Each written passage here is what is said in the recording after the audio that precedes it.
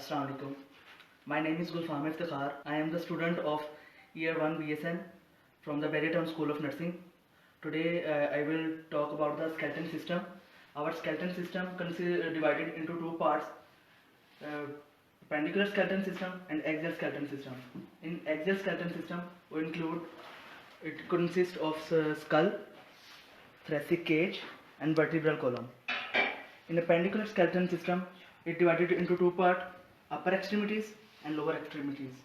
In upper extremities, there is a scapula, humerus, radius, ulna, carpal, metacarpal and fringes.